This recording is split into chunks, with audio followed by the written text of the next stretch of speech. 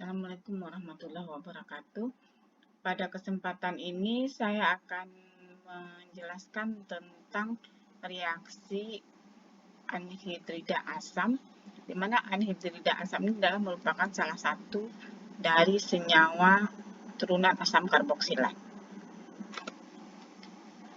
Apa itu anhidrida asam? Kehilangan air dari 2 molekul asam karboksilat.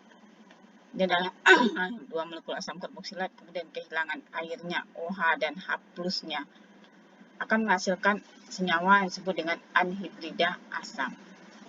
Anhidrida berarti tanpa air, berarti ini adalah gabungan dari 2 senyawa asam karboksilat yang kemudian penggabungannya akan menghasilkan satu senyawa yang disebut anhidrida asam, di mana dia terjadi kehilangan H2O. Proses pembentukan senyawa anhidrida asam ini adalah salah satu dengan memanaskan 2 asam karboksilat sehingga terbentuklah suatu senyawa anhidrida asam ditambah dengan H2O. Anhidrida asam adalah merupakan turunan asam karboksilat karena gugus, harusnya di sini adalah OH, diganti dengan karboksilat ion. Awalnya dia adalah OH di sini, kemudian diganti dengan karboksilat ion.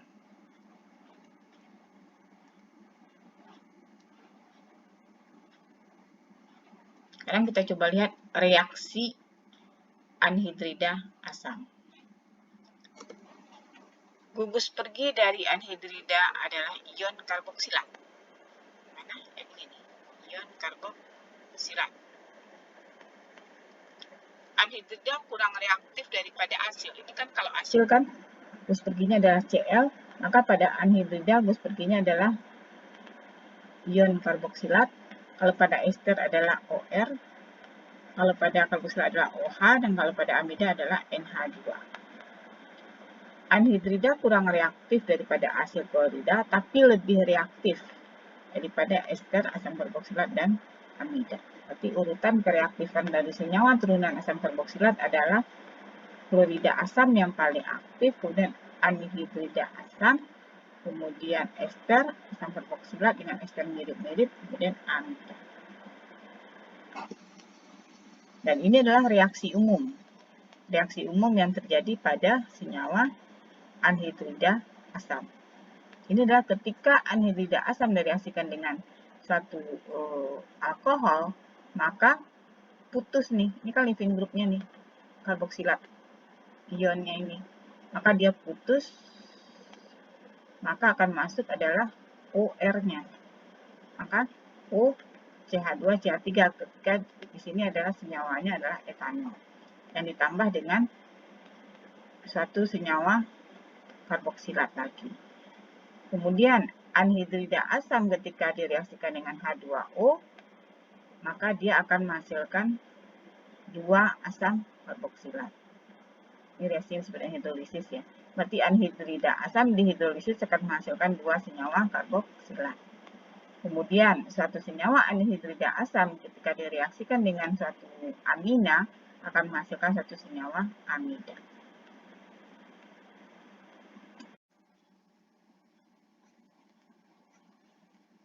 Sekarang kita coba lihat salah satu contoh dari reaksi anhidrida asam, yaitu ketika anhidrida asam direaksikan dengan suatu alkohol. Ini adalah anhidrida asamnya, dan ini bentuk leaving groupnya ya. Dan ini alkohol, OR- dan H+. Kita cobakan reaksinya. R, C, O, C, O, E ditambah dengan R, OH. Dan sama halnya dengan berbagai reaksi dari asam karboksilat dan turunannya, maka reaksi anhidrida asam akan bereaksi melalui pola substitusi hasil nukleofilik. Jadi O-nya sebagai nukleofil akan mencari daerah elektrofil dari suatu senyawa karbonil. Di sini adalah anhidrida asam, dan akibatnya adalah O terikat pada C, sehingga ikatan rangkap pada O terputus dan elektron yang awalnya berikatan dengan C dengan O akan berpindah tersimpan di O. Kita coba lihat akibatnya RCO min O C O R. Tadi yang masuk di sini adalah O H R ya. Tadi kan O pada alkohol ini dia netral ya. Kemudian dia membagi ikatannya pada si C, akibatnya si O-nya bermuatan positif karena kekurangan elektron. Nah, B yang maksud di sini adalah, atau kita tulis misalnya B, itu sama dengan pelarut yang digunakan dalam reaksi. Atau kita bisa misalkan menggunakannya adalah, pelarutnya misalnya adalah H2O. Maka di sini adalah, kalau B yang maksud di sini ataupun O sama saja, dia akan mengambil ikatan dengan si, berikatan dengan si proton. Kalau misalnya diibaratkan B seperti ini ya, dalam contoh reaksi di atas ya, maka yang terjadi adalah RCO min OR,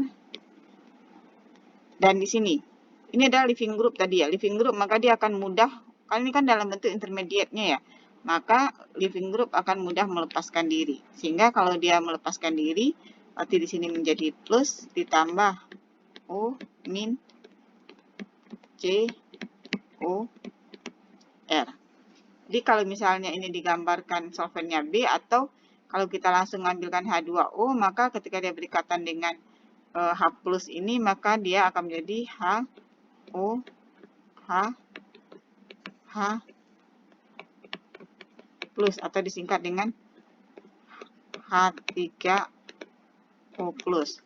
Nah, di sini kemudian O akan membagi ikatan pada si C, sehingga reaksinya menjadi RCOOR ditambah O min COR. Nah, tadi si B ini ketika berikatan dengan si H tadi kan menjadi B plus H. Atau kalau dia misalnya kita langsung aplikasikan dia menjadi H2O, berarti dia H3O plus. Jadi ditambah H3O plus ya. Sehingga di sini min dia akan mengambil berikatan dengan H plus, sehingga dia menjadi RCOOR ditambah OH COR ditambah H2O. Atau kalau berdasarkan reaksi ini dia menjadi tambah D-nya, balik lagi solvennya. Dan ini produknya adalah ester ditambah dengan asam karboksilat.